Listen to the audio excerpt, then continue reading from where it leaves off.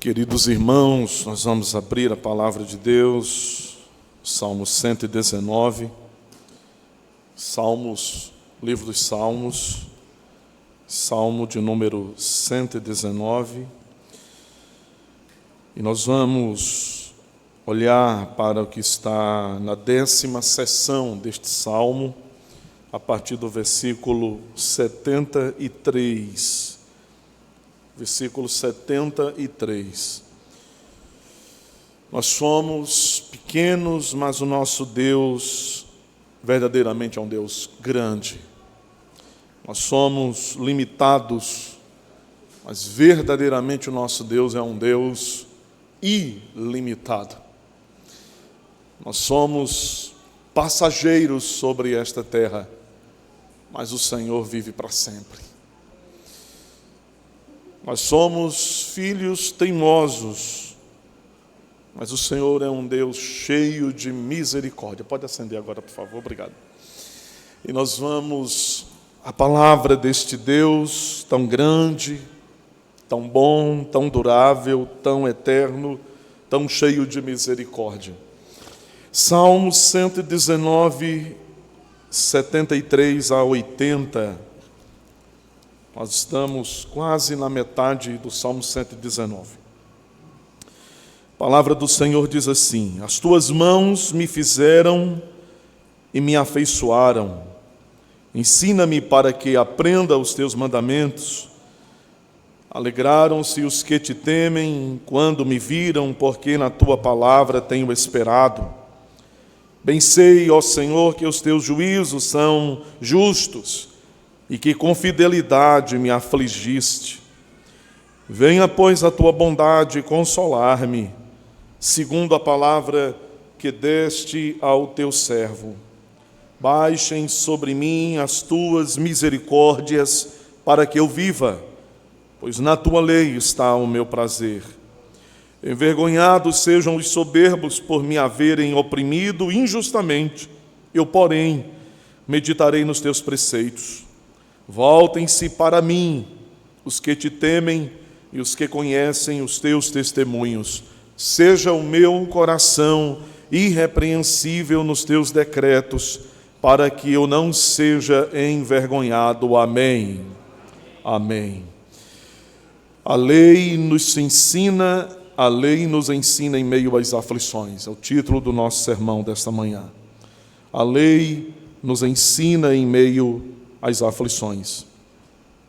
Meus irmãos, as palavras de Davi, o salmista por excelência, as palavras do profeta Davi, do autor deste salmo, aqui nesta sessão, na 10ª sessão deste salmo, são certamente as palavras de alguém que ainda sente fortemente o calor,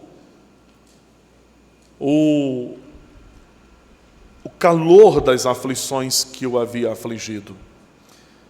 Seu coração está ainda em chamas na presença de Deus. Davi, assim como qualquer um de nós aqui, passa por aflições nesta vida. É parte do nosso treinamento para que aprendamos a viver com o Senhor. Nós não aprendemos apenas pelas instruções objetivas que Deus nos dá. Haja vista que nós transgredimos estas instruções, nós quebramos estes mandamentos, mas também por meio das aflições. As aflições são como ferramentas que Deus usa para nos ensinar a depender dEle, para nos promover o coração numa atitude de oração mais intensa, mais contrita, mais quebrantada. Não é assim quando nos vemos afligidos, quando nos vemos perturbados, aflitos, quando as nossas forças parecem tão vacilantes, tão pequenas, tão incapazes, tão inúteis, não é? Quando nos vemos tão desvalidos pela capacidade do operar das nossas mãos, tão desvalidos por aquilo que as pessoas nos podem ofertar, a título de ajuda, de socorro, quando nos vemos como que num beco sem saída, numa estrada sem avistarmos no horizonte o ponto de chegada, quando nos achamos aflitos. Não é verdade que neste estado de alma, neste estado de coração, nesse momento, os filhos de Deus se derramam mais rapidamente na presença de Deus? Que as nossas lágrimas fluem com mais facilidade? O canal lacrimal ressecado, empoeirado, enferrujado, certamente não é desobstruído quando nos vemos aflitos, afligidos, angustiados e nos quebrantamos na presença de Deus. Davi é este homem que vive este momento. Ele ainda experimenta o ardor das aflições que atacam o seu coração, os seus pensamentos. As palavras deste homem aqui, meus irmãos, descrevem como a lei do Senhor o ensinou nesse período, nesse momento da vida tão difícil. Como a palavra de Deus, a lei, o testemunho, os preceitos do Senhor, o decreto do Senhor. Ele está expressando exatamente como essa lei tão boa de Deus, que nos constrange, a fim de que nos santifiquemos. Ele está fazendo referência sobre como esta lei o ensinou, mesmo quando ele passava pelas aflições. A lei que ensina o justo, mesmo em meio às aflições. E ele está então lembrando que Deus, Ele não desperdiça os nossos sofrimentos. Deus não desperdiça os nossos sofrimentos, as nossas dores, as nossas lágrimas, as nossas aflições. E é sobre esta matéria tão importante que Davi, ao falar nestes versos do Salmo 119, é sobre esta matéria tão importante que nós podemos refletir sobre ela e sermos também, pela graça do bom Deus, edificados à luz destas palavras. Portanto, irmãos queridos, Davi, aqui em suas palavras iniciais nesta nova sessão do Salmo, ele, logo no verso 73, quando ele escreve dizendo: as tuas mãos me fizeram, as tuas mãos me afeiçoaram. O que Davi está fazendo aqui, ele está, meus irmãos, nessas letras, nessas palavras iniciais, ele está lembrando que ele é resultado da criação de Deus, ele é o produto, ele é a conclusão do trabalho de Deus como Criador nesse mundo. E quando ele lembra disso, quando Davi recorda que ele é criatura de Deus, que ele é criação de Deus, o que ele faz agora, ao lembrar-se disso, é erguer a sua voz em oração. Ele lembra que Deus é o seu Criador. As tuas mãos me fizeram, as tuas mãos me moldaram, as tuas mãos me projetaram, elas me fizeram ser o que eu sou. Tu és o meu Criador. Então ele ergue a voz em oração, ele ora a Deus. Ele sabe que a criação é obra da bondade e do gosto, do prazer de Deus. A criação é uma expressão da glória de Deus. Na linguagem dos reformadores, de uma forma muito precisa e muito bonita, a criação é o teatro da glória de Deus. É este palco onde Deus exibe a sua glória. O Dr. Marcos Eberlin, um irmão querido presbiteriano, ele está na mídia, ele é químico, ele é um cientista, ele tem laborado muito sobre ensinar e defender o criacionismo bíblico. E ele faz isso a partir de ciência, sem esquecer da Bíblia como fundamento. O Dr. Eberlin, ele diz em algumas de suas palestras, em algumas de suas oportunidades de falar sobre criacionismo bíblico, ele tem dito que o nosso Deus é um Deus exibido, é um Deus amostrado, né? E ele fala disso exatamente assim, com graça, com sorriso, com leveza. Nosso Deus é um Deus exibido, porque ao criar a criação, ao fazer esta criação, toda ela, ele exibiu de forma estonteante, vigorosa, a glória dele, o poder dele, a sabedoria dele, a majestade dele. E não é assim que o salmista, também lembrando sobre isto, quando escreve o Salmo 19, ele diz: os céus proclamam a glória de Deus. Os céus, o firmamento anuncia, grita as obras de suas mãos. Um dia proclama, discursa outro dia, e uma noite revela conhecimento a outra noite. É uma linguagem profundamente poética, que exala essa perspectiva de como a criação é este palanque, é este teatro da glória de Deus, é onde Deus se exibe, onde Ele se mostra ao homem. Isso é maravilhoso. Davi, ele lembra aqui, portanto, que ele é fruto da obra deste grande designer, desse grande artista, desse grande projetista, deste Deus criador. Eu sou obra das tuas mãos, as tuas mãos me desenharam, me afeiçoaram, me fizeram, ó Deus. E então, sabedor disso, ele levanta a sua voz a Deus, ele ora a Deus, porque sabendo que ele é criação de Deus, ele ora esperando o favor do seu Criador, o favor do seu Deus. Note, você, como Davi, ele diz: ensina-me, Senhor, ensina-me para que eu aprenda os teus mandamentos.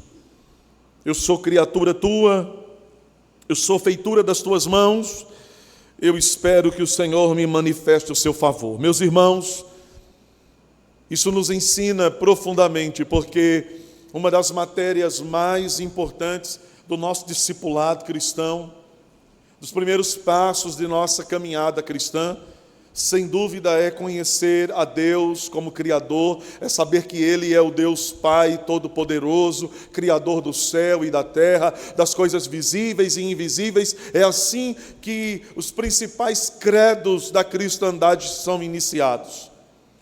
Creio em Deus Pai Todo-Poderoso. De tal maneira que aprender que Deus é o Criador e saber que o que existe é obra de suas mãos, é parte essencial, fundamental da nossa profissão de fé. Nós cremos que o Senhor é a origem de todas estas coisas, de nós mesmos.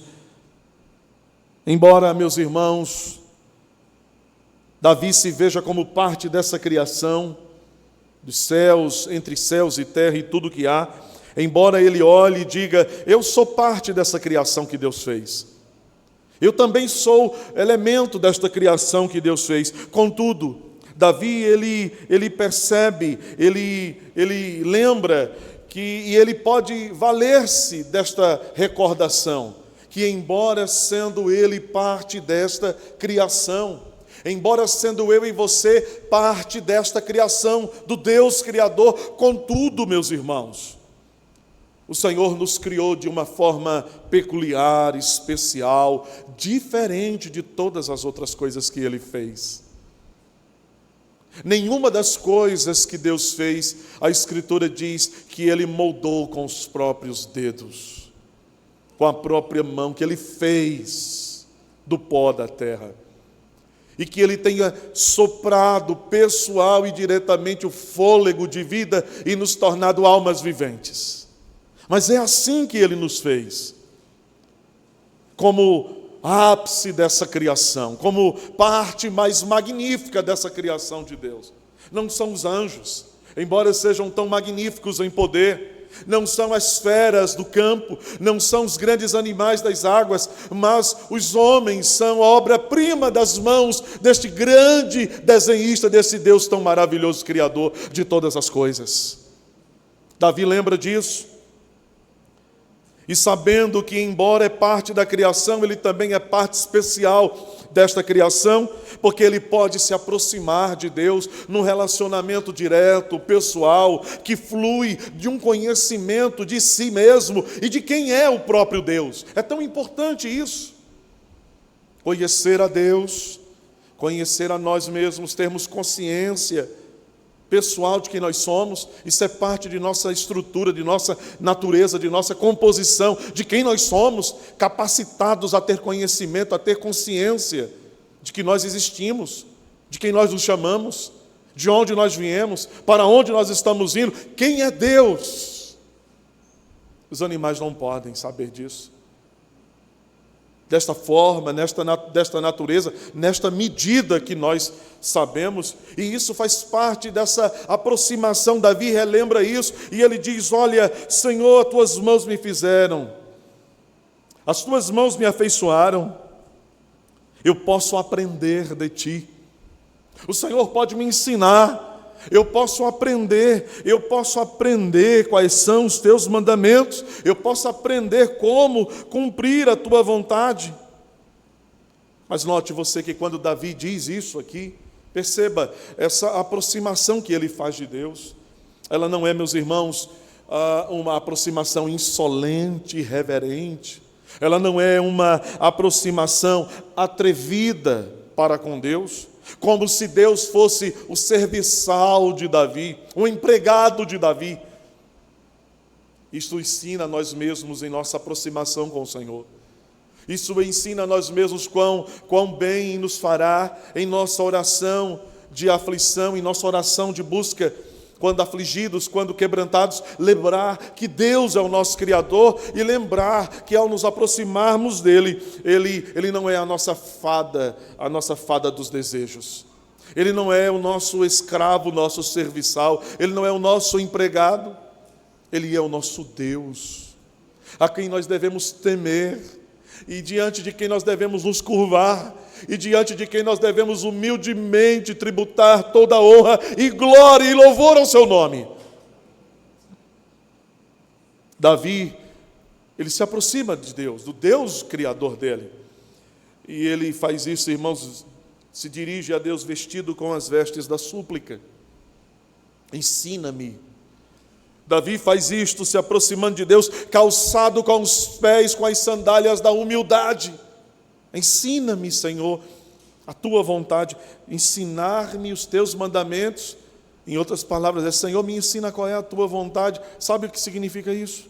De forma prática ainda, significa estar disposto a abrir mão da sua própria vontade pela de Deus. Significa estar disposto, desejoso, querendo, pronto. Senhor, eu quero abrir mão da minha própria vontade pela tua. Mas até que eu conheça a tua vontade, eu não vou saber se a minha condiz com a tua, se a minha se adequa à tua, e eu preciso então conhecer a tua vontade, porque é conhecendo a vontade de Deus que nós podemos olhar para nós e dizer: isso aqui é lixo, isso aqui é porcaria, isso aqui não serve.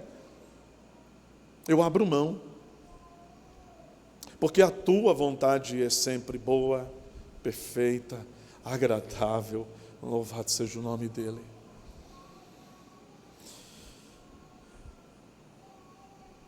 Calvino disse algo muito precioso.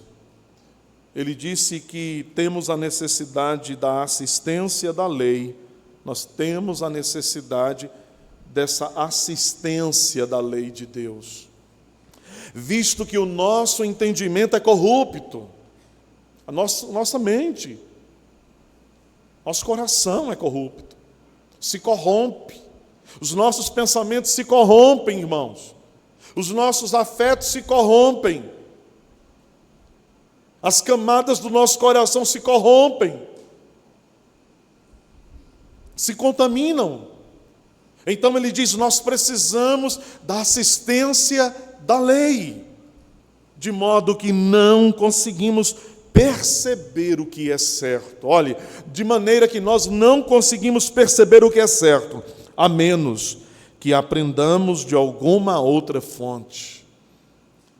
O conhecimento que modela a vida, o conhecimento que corrige os passos, o conhecimento que nos dá uma nova forma de viver, esse conhecimento vem de fora para dentro de nós, vem de outra fonte.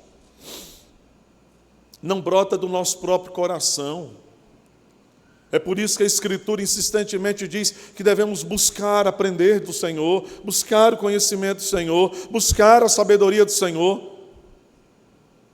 Porque este conhecimento, para que saibamos perceber o que é certo, precisa vir de outra fonte. A fonte é Deus, a fonte é o Espírito de Deus, a fonte é a palavra de Deus. Seu alvo, meus irmãos, o alvo de Davi aqui deve ser o meu e o seu, é aprender a lei de Deus, a lei e os mandamentos do Senhor. Em outras palavras, seu objetivo é conhecer o seu Senhor e qual é a vontade do seu Senhor, e a esta vontade se conformar. Eu quero repetir, o alvo de Davi é conhecer o seu Senhor, saber qual é a vontade do seu Senhor, e a esta vontade se conformar. Observe você que neste particular, neste ponto, os homens deste mundo, os homens espiritualmente mortos, caídos, infectados pela chaga do pecado, sujeitos aos caprichos de Satanás, fortemente atraídos pelas paixões deste século, deste mundo, eles são ignorantes, completamente ignorantes. Neste ponto, eles erram gravemente, porque eles não querem conhecer a Deus. Antes, eles constroem para si, eles forjam para si deuses outros, falsos deuses. Deuses segundo a sua imagem e semelhança. Eles são pecadores, eles são escravos do pecado e mortos.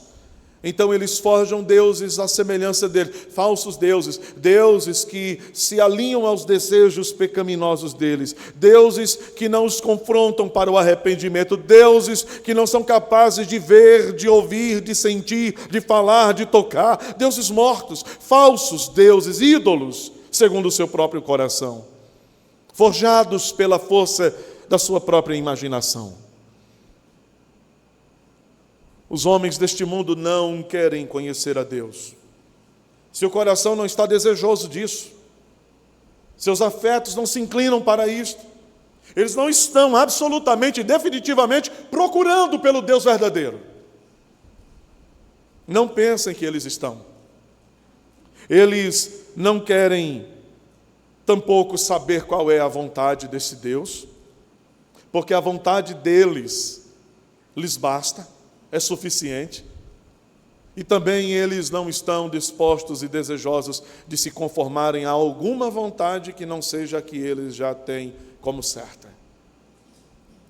Mas é próprio, meus irmãos, à luz do que Davi escreve, que todo aquele que teve um encontro com o Senhor, que todo aquele que teve um encontro com o Senhor Salvador, eles têm um encontro para conhecê-lo. Nós conhecemos a Deus.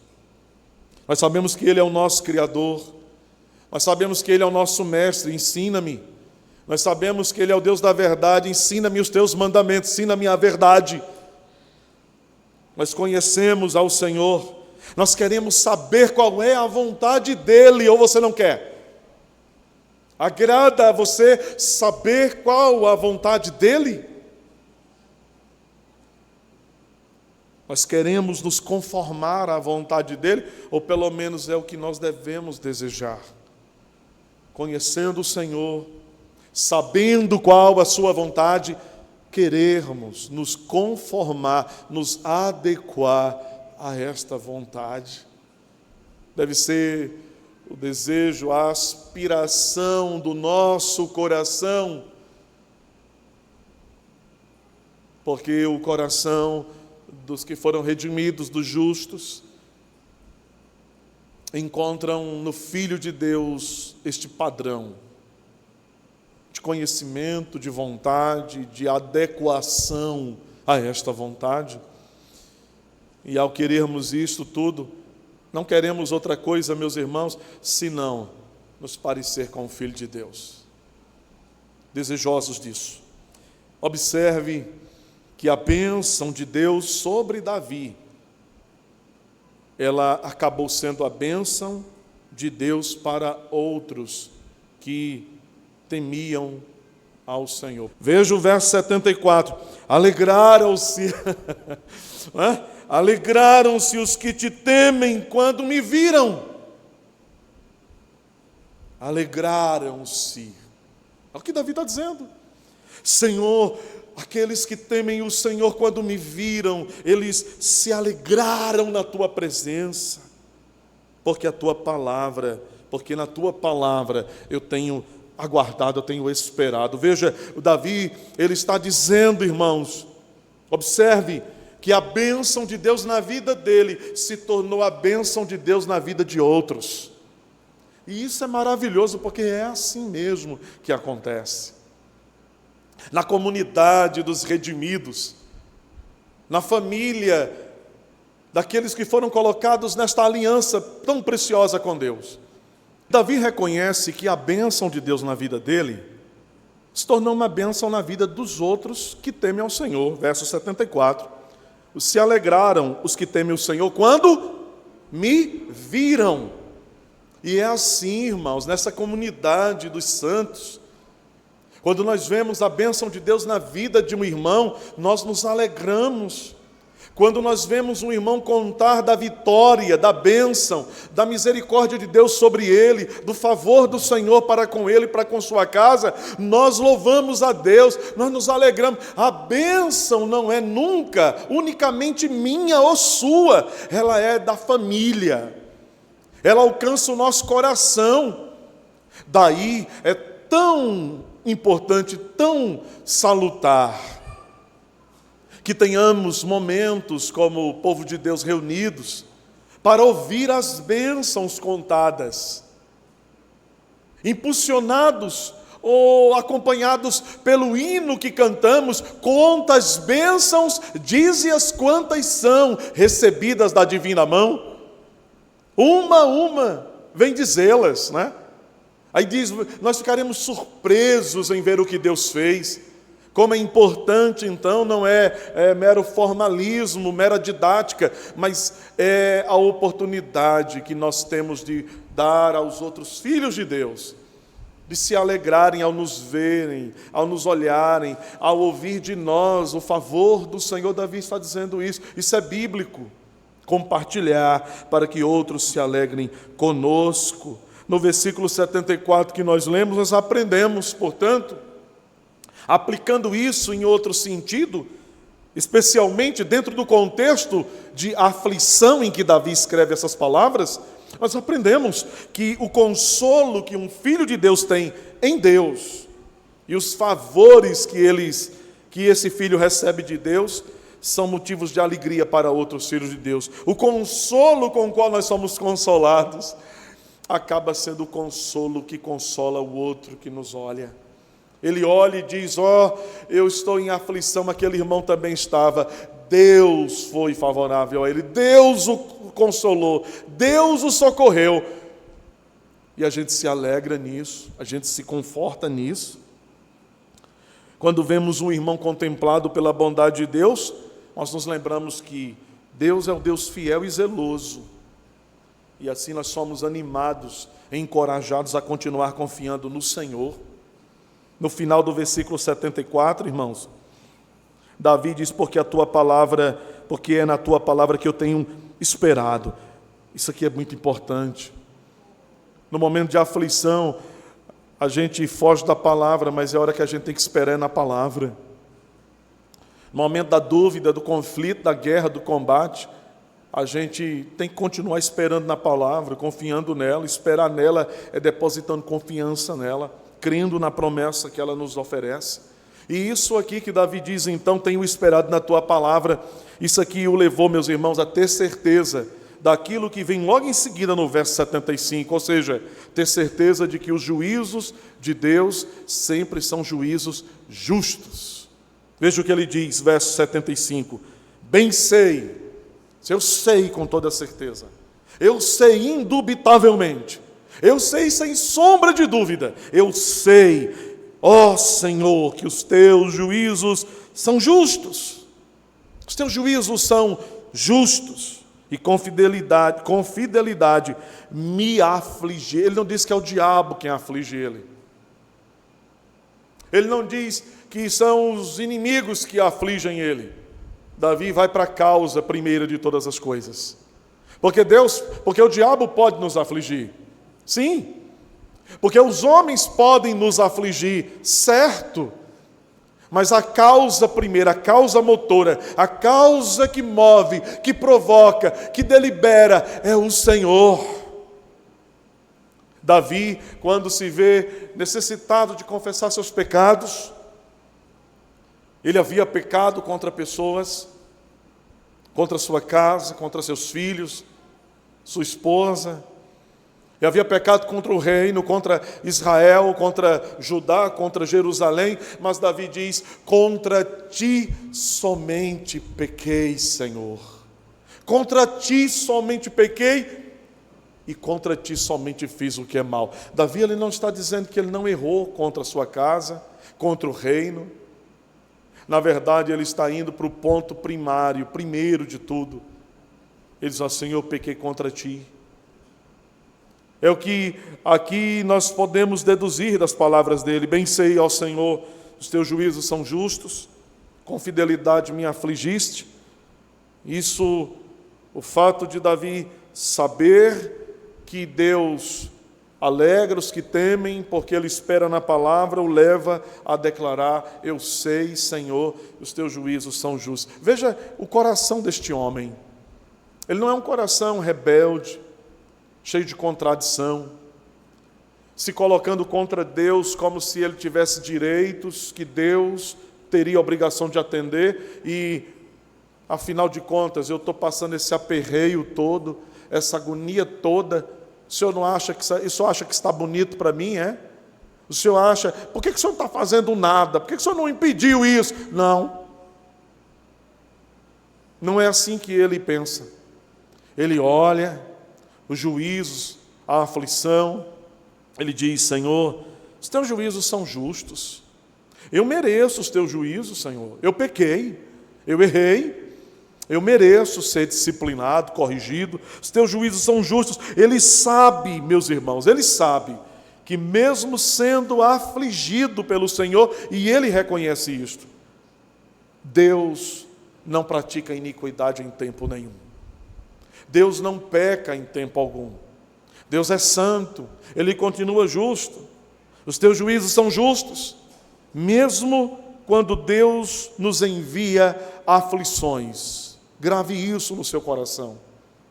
Mesmo quando Ele nos envia aflições, como eu já disse, Ele não desperdiça as nossas aflições. São ferramentas do seu tratamento conosco. Ele podia ter impedido os irmãos de José de o traírem e vendê-lo, e de quase o matarem, e de tê-lo enviado por uma caravana para as terras do Egito. Deus poderia ter impedido todo o sofrimento de José. Aquele moço sofreu muito. Ele foi traído pelos irmãos, odiado pelos irmãos. Por pouco não morreu. Lançado no buraco, tirado do buraco, vendido, levado para o Egito para servir. Tentado, resistiu firme à tentação, com fé no seu Deus, colocado na prisão, humilhado, ultrajado, ameaçado de morte, largado ali, no lugar insalubre, no lugar difícil. Imagine as lembranças de seu pai, as lembranças de sua casa, o cheirinho na memória da comida de sua mãe. Imagine a dor, a aflição, a angústia daquele moço. Ele está longe de casa, ele está chorando, ele está aflito. Deus poderia evitar tudo isso? Ou não? Sim. mas Deus envia toda essa aflição, porque Deus tem propósitos muito maiores, e até as aflições fazem parte do propósito de Deus para a vida de José e para a nossa. Davi, ele não reclama com Deus, ele diz: Senhor, são justos. Mesmo quando Deus nos envia as aflições a fim de nos corrigir, Ele é justo. Veja que Davi diz no final do versículo: com fidelidade o Senhor me afligiu. Spurgeon, comentando isso, disse: foi a fidelidade de Deus para com a sua aliança que colocou o escolhido sob disciplina. A fidelidade de Deus, a aliança de Deus coloca a mim e a você debaixo de aflição. A fidelidade de Deus coloca a gente na disciplina. Porque Deus é fiel. Tu és fiel, Senhor, ó Pai Celeste, dia após dia. O coro desse hino, antigamente, a gente cantava dizendo: Tu és fiel a mim. Ainda assim alguns cantam. Aí a lâmpada acendeu na cabeça de alguém e disse assim: está errado. Ou pelo menos não está muito certo. Ou como alguém diz, alguma coisa errada não está muito certa. E assim, fiel a mim, parece que Deus está... Parece que eu sou o centro de Deus, né? Como diz o David Leonardo. Mas se você é o centro de Jesus, meu lindo... Não, seu feio, seu feioso. Você não é o centro de Jesus. Olha para a tua cara. Já se olhou no espelho hoje? Já viu como você é feio naturalmente? Você é um pecador. Deus só te aceita por causa do filho dele. Está achando que é quem? Ele só não destrói a mim e a você por causa do filho dele, não é por causa de você, nem de mim. Você vai ouvir isso aqui, põe a gente bem pequenininho, né? Mas é isso mesmo. O senso tem que ser esse. Pequenez diante de Deus Todo-Poderoso. Para louvá-lo e bendizê-lo pela graça dEle, o favor dEle. A fidelidade de Deus para com o que os seus lábios proferiram, colocou Davi na disciplina. Davi reconhece, veja que ele usa a palavra fidelidade no verso 75. Fidelidade. Davi reconhece a fidelidade de Deus quando o afligiu. E ao invés dele se desesperar, meus irmãos, ao invés de Davi se desanimar, ele espera que a mão que o disciplina também possa consolá-lo. Verso 76, veja: venha, pois, a tua bondade consolar-me. A mão que o castigou, a mão que o afligiu, a mão que o disciplinou, agora ele diz: com esta mesma mão, vem me consolar, Senhor. Com tua bondade consolar-me, segundo a palavra que deste a teu servo. Deus é assim. Ele nos aflige para nos corrigir. Ele vem e nos consola para que não fiquemos desesperados. Ele sabe fazer as duas coisas na medida certa, na proporção exata, para que os resultados idealizados por Ele, esperados por Ele, desejados por Ele, sejam alcançados. E Ele nunca falha. Ele nunca erra, Ele sempre alcança os seus objetivos, louvado seja o seu nome. Ele vai alcançar cada um dos seus objetivos, para cada um de nós aqui individualmente e para todo este universo, que Ele é Deus, Ele é Deus, Ele é Deus, louvado seja o seu nome, Ele é Deus. Irmãos, justiça e misericórdia em uma mesma pessoa. Justiça na disciplina, misericórdia no consolo. Baixem sobre mim as tuas misericórdias, verso 77. Desçam sobre mim. Parece a imagem de uma chuva que cai.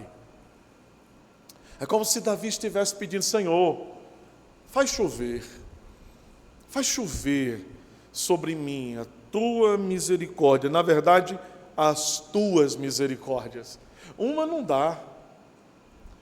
É interessante que a Bíblia fala, né, da bondade, não fala das bondades de Deus. Fala da fidelidade, não das fidelidades.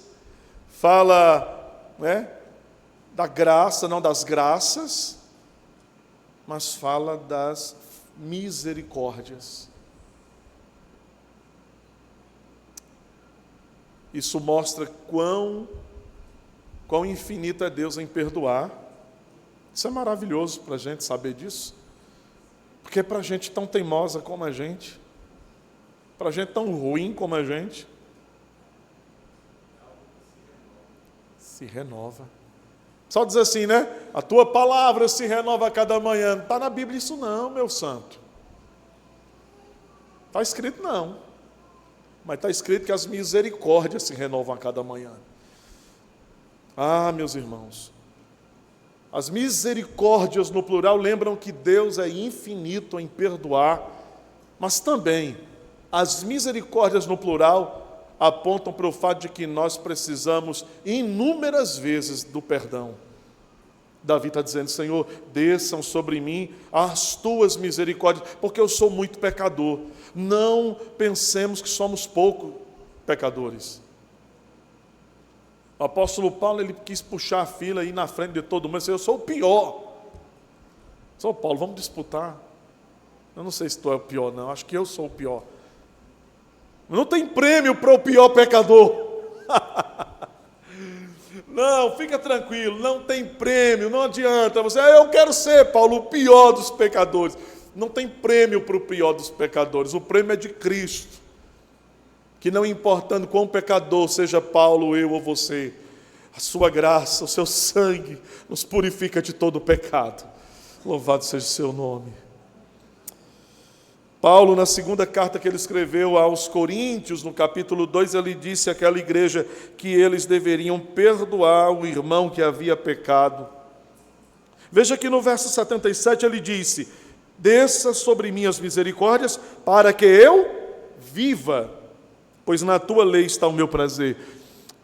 Davi está reconhecendo que se Deus não perdoar o seu pecado, se Deus não tratar com a misericórdia, ele não vai viver, irmãos. As suas forças vão ser destruídas. Você lembra quando no Salmo 32, Davi, ele narra o seu estado de alma, por causa do pecado dele? Ele diz que os seus ossos ressecavam dentro dele.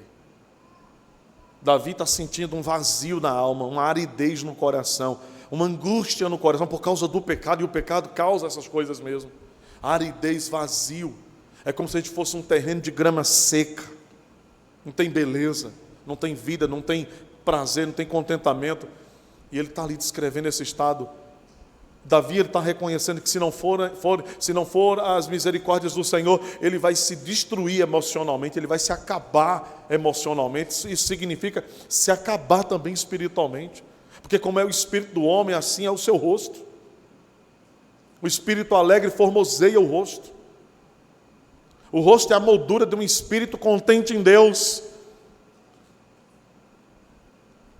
Tem gente na igreja que é uma cara feia, uma cara de comeu, parece que a comida estava azeda. A cara, sei lá, uma careta horrível.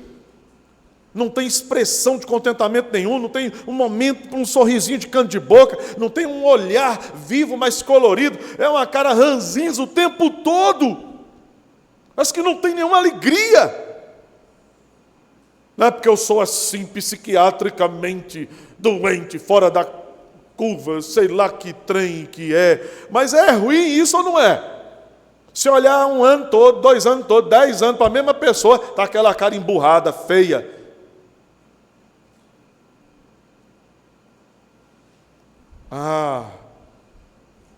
Se as suas misericórdias não vierem, eu vou viver assim, Senhor, acabado, derrotado, destruído. Veja, as misericórdias trazem renovação, vida. As misericórdias trazem mudança. E aí Paulo, quando escreve aos Coríntios, na segunda carta, que ele está falando lá sobre perdoar o irmão que foi disciplinado, trazê-lo de volta para a comunhão. Paulo vai dizer um negócio muito interessante, ele vai dizer assim, para que este irmão não seja consumido por excessiva tristeza. Ele está dizendo o seguinte: se essa disciplina justamente aplicada ao irmão que pecou, que faltou, cometeu uma falta, se essa disciplina continuar por mais um tempo, se perdurar, se vocês não perdoarem, e perdoar aí se vocês não restaurarem o irmão à comunhão, esse irmão vai ser destruído por uma tristeza sem limites, angústia profunda. Paulo está dizendo: eu aprendi com Davi. Em outras palavras, não está escrito isso não, eu que estou dizendo. Conjecturando, Paulo está dizendo: eu aprendi com Davi, quando Davi disse: desçam as tuas misericórdias sobre mim, para que eu viva. Então, irmãos de Corinto, perdoem esse irmão, agora já está bom, a disciplina já cumpriu o papel. Traz ele de volta para a comunhão, abraça esse irmão, conforta, consola, restaura, para que ele não seja consumido pela angústia profunda. Para que ele viva. Deem a ele o quê? Misericórdia. Deus que nos trata com misericórdia, para que a gente trate os que erram com misericórdia, para que eles não sejam destruídos. A gente gosta da misericórdia de Deus, a gente quer a misericórdia do Senhor, mas nem sempre a gente quer dar a misericórdia para quem precisa de misericórdia. Talvez porque a gente se acha um juiz melhor do que Deus. Talvez porque a gente conclui que o nosso julgamento ele é mais preciso do que o do Senhor. Então eu acho, Deus, que o Senhor pode até perdoar esse miserável, mas eu não perdoo, não. O Senhor pode até usar de misericórdia com ele, mas o meu julgamento, Senhor, é diferente. Eu não tenho misericórdia para ele, não. Jesus ensina isso quando, na oração do Pai Nosso, ele diz: se vocês não perdoarem aos homens, tampouco vocês serão perdoados. Irmãos, isso é muito sério. Como Davi, nós carecemos das misericórdias de Deus para viver. Jeremias disse que elas são a causa de não sermos nós consumidos. O salmista se apoia no caráter santo, no caráter justo de Deus.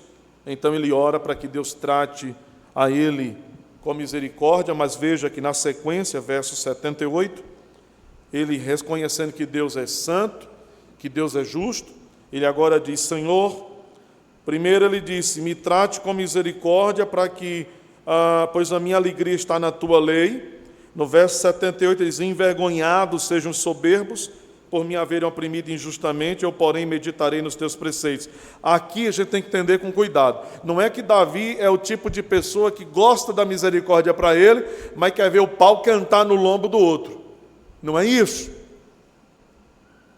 O que Davi está fazendo aqui é reconhecer o caráter santo e justo do Senhor. Reconhecer que Deus é misericordioso, mas que Deus também julga os impenitentes, os que pecam e que não se arrependem. Davi sabe que se o homem pecar e se arrepender, o Senhor perdoa. Ele disse: bem-aventurado é o homem a quem o Senhor não imputa o pecado, mas perdoa.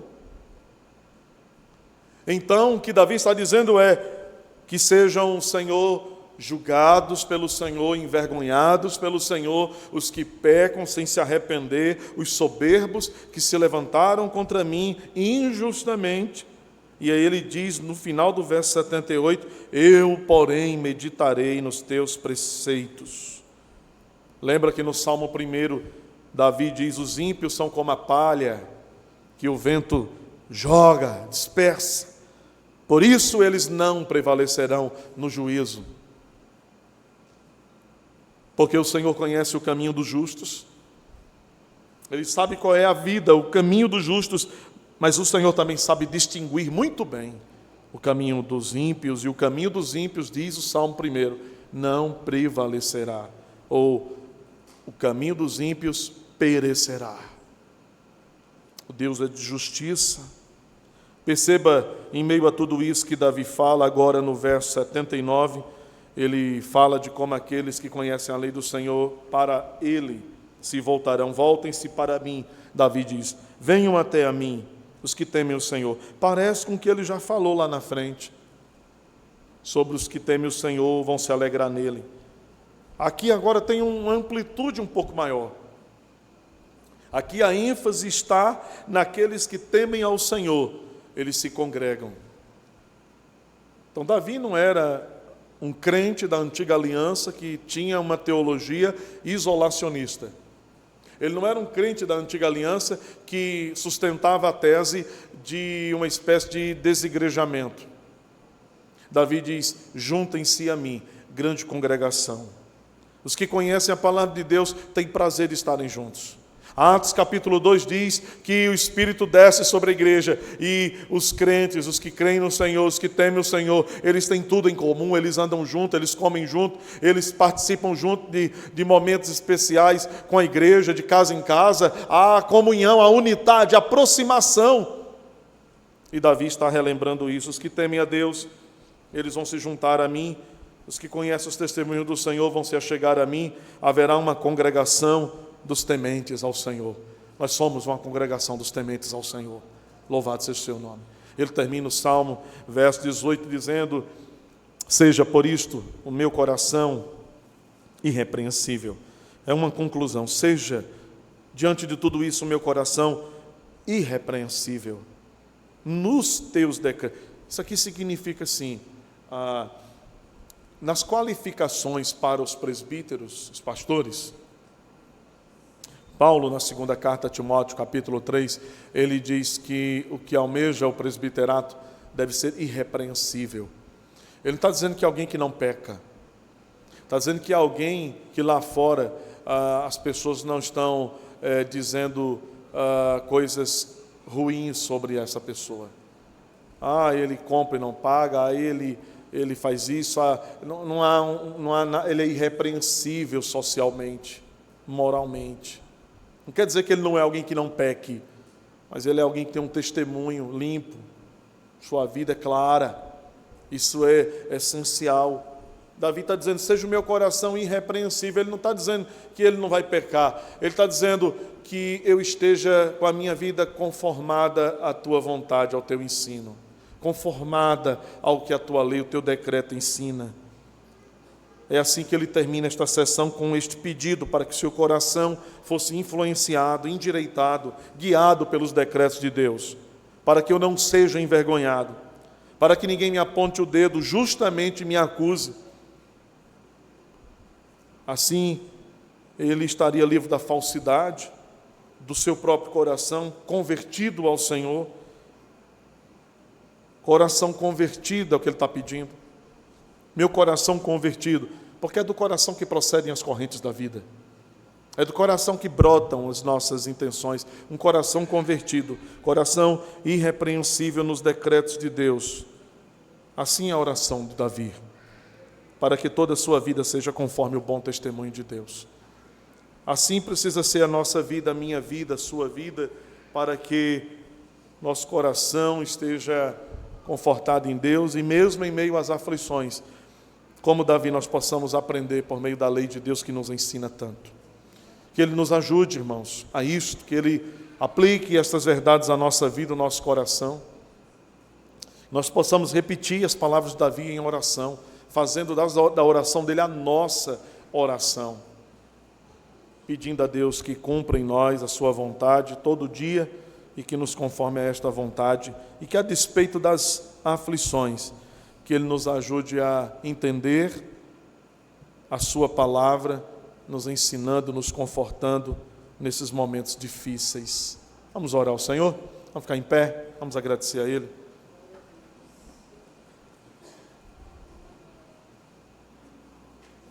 Pai, muito obrigado pela Tua palavra. Muito obrigado, Senhor Deus, pelo Teu cuidado para com Davi, pelo Teu cuidado para conosco. E a Tua palavra, Senhor, nos ajude nesse dia, nos guie, nos ilumine. Sê conosco, sê com Teu povo. Oramos neste instante, Senhor, de forma muito preciosa, favor da nossa irmanice, ó Deus, que sofreu um acidente, uma queda e vai passar pela cirurgia, quebrou o fêmur e agora, Senhor, precisa passar por esse processo cirúrgico, uma cirurgia importante, Senhor. Ó, tem misericórdia da nossa irmã Nice, Senhor. Põe tua mão sobre ela. Ó Deus, que amanhã, no horário desta cirurgia, desçam sobre a tua filha as tuas misericórdias, Senhor. Como vimos nessa manhã. Que a tua filha possa dizer: bem sei eu que no momento da minha aflição, o Senhor me socorreu. Que a tua paz inunde o coração dela, que o teu sossego, o sossego que o teu Espírito produz, envolva os pensamentos dela, e que o Senhor guie, ó Deus, aquela cirurgia, os médicos, em nome de Jesus. Sê com a tua serva e sê com cada um dos teus servos que passam por aflições. O Senhor os conforte, os ajude, em nome de Jesus Cristo, teu Filho, que oramos agradecidos. Amém.